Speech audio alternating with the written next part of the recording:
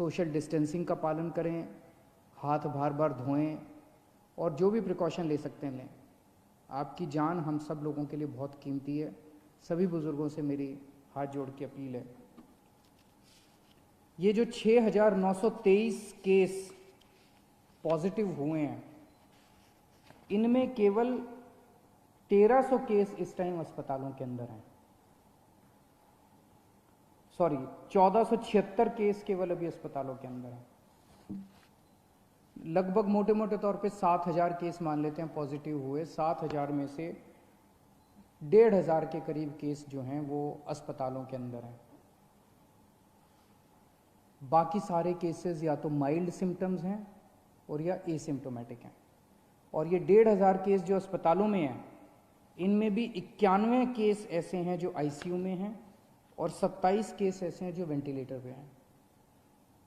In fact जो serious case हैं, एक एक केस पे मैं रोज़ नज़र रखता हूँ, रोज़ उनका पता करता हूँ कि क्या उनको कैसे बचाया जाए। किसी को मरने नहीं देना, अपने को कोशिश ये करनी है कि सब लोग सही सलामत जिंदा ठीक होकर अपने घर लौटें।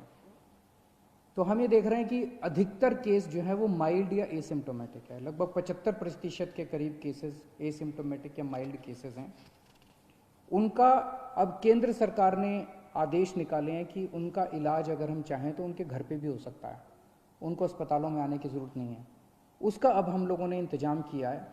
जो लोग एसिम्टोमेटिक होते हैं, जो लोग माइल्ड सिम्टम वाले होते हैं, जिनको थोड़ा सा बुखार है, थोड़ा सा खांसी है, ज़्यादा दिक्कत नहीं है, उन सब लोगों के घर पे इलाज का हमने इंतज़ाम किया है।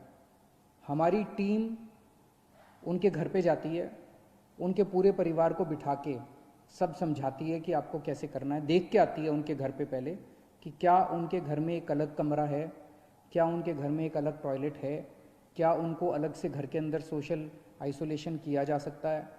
अगर उनके घर में ये सुविधाएं हैं तो फिर उस मरीज को अपने घर में ही उसका इलाज करने की इजाज़त दी जाती है। इसमें इलाज तो है ही नहीं कोरोना में, तो वो अपने घर में ही आइसोलेट हो जाते हैं। डेली हमारी टीम की तरफ से उनको फ़ोन जाता है, लगातार उनके टच में रहते हैं, उनको फ़ोन नंबर दे दिया जाता है। अगर उनको किसी भी तरह की तकलीफ़ हो तो वो हमसे संपर्क में रह सकते हैं। जिन लोगों के घर में ऐसे होम क्वारंटाइन करने के लिए अलग से कमरा नहीं है, उन लोगों के लिए फिर हम लोगों ने कुछ कोविड केयर सेंटर बनाए हैं, कोविड हेल्थ सेंटर बनाए हैं। वहाँ पे फिर उन लोगों को हम ले आते हैं, लेकिन और उन लोगों को वहाँ पे हम रखते हैं 13-14 दिन के लिए, जब तक वो नेगेटिव नहीं हो जाते। तो ऐसे कम लोग हैं जो कि सीरियस हैं और ऐसे बहुत कम लोग हैं जो कि जिनकी डेथ हो रही है। एम्बुलेंसेस की थोड़ी दिक्कत हो रही थी।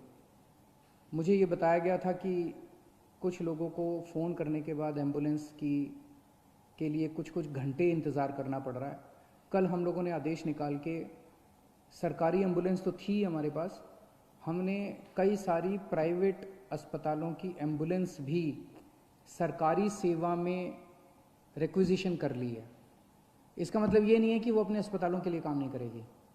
जो एम्बुलेंस प्राइवेट में थी और जो एम्बुलेंस प्राइवेट अस्पतालों की थी, वो वहाँ काम करती रहेंगी, लेकिन अगर उनको फ़ोन जाता है और कोई ड्यूटी सरकारी दी जाती है तो उनको वो सरकारी ड्यूटी भी करनी पड़ेगी।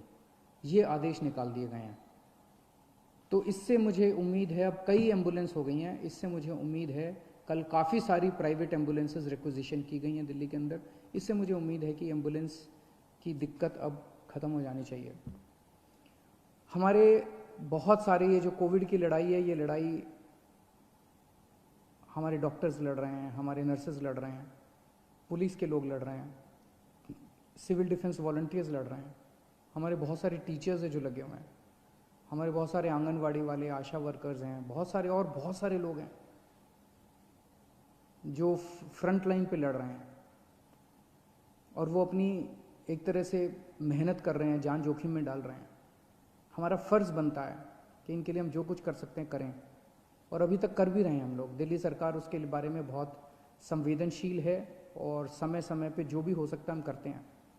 कल हमने आदेश निकाला था कि हमारा Rajiv Gandhi super speciality hospital, जिसको कोविड हॉस्पिटल हमने डिक्लेयर किया है, उसके साथ हम लोगों ने 2-3 5 स्टार होटल्स अटैच कर दिए हैं। एक तरह से वो होटल्स भी अस्पताल का हिस्सा बन गए हैं, अस्पताल ने अपनी फैसिलिटीज़ उधर कर दी है।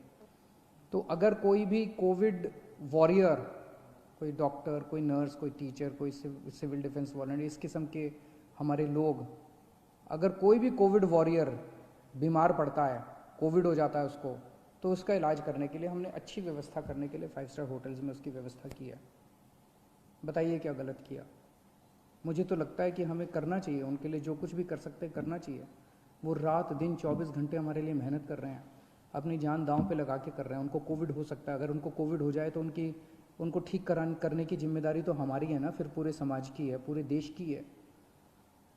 मुझे कल बहुत दुख हुआ जब हमने ये ऑर्डर पास किया तो विपक्ष के लोगों ने इस ऑर्डर का खूब मजाक उड़ाया, इसकी खूब क्रिटिसिज्म किया कि इन लोगों को स्पेशल सुविधाएं क्यों दी जा रही हैं। मैं आपसे पूछना चाहता हूं कि क्या हमारी कोविड से हमारी रक्षा करने वाले कोविड वॉरियर्स को स्पेशल सुविधाएं मिलनी चाहिए कि नहीं मिलनी चाहिए? बिल्कुल मिलनी चाहिए। क्या तकलीफ है अगर 1, 2, 3, 5, 10 करोड़ रुपए खर्च हो गए इन लोगों को बचाने के लिए?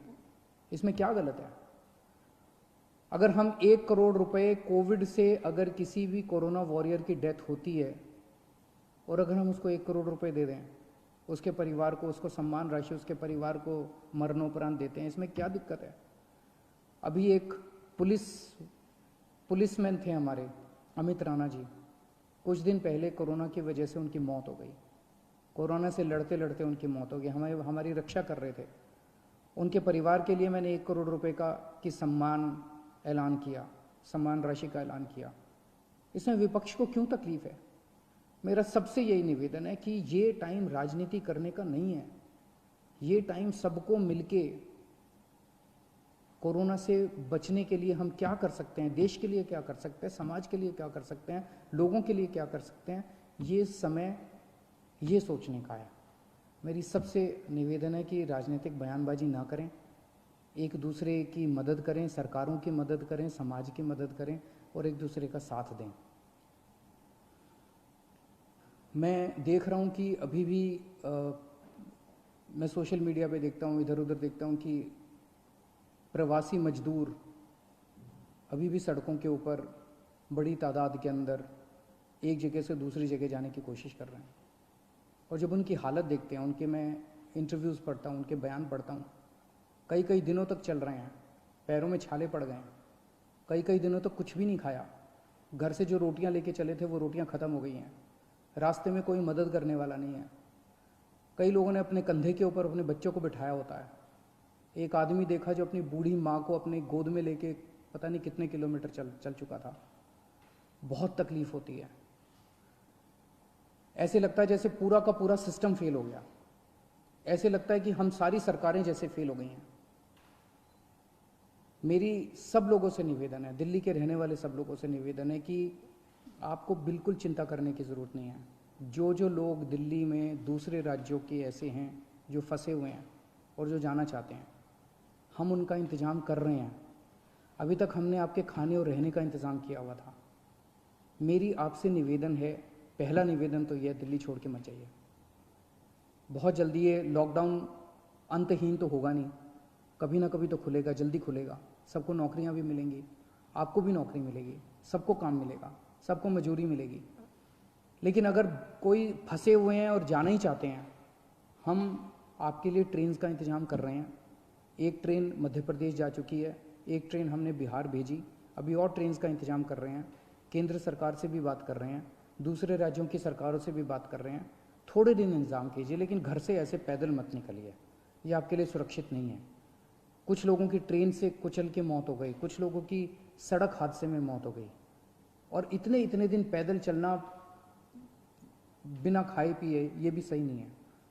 हम आपकी जिम्मेदारी लेते हैं, प्लीज़ आप इस तरह से मत निकलिए। हम आपके लिए इंतज़ाम कर रहे हैं, हम हैं आपका ख्याल रखने के लिए, विश्वास कीजिए। धन्यवाद।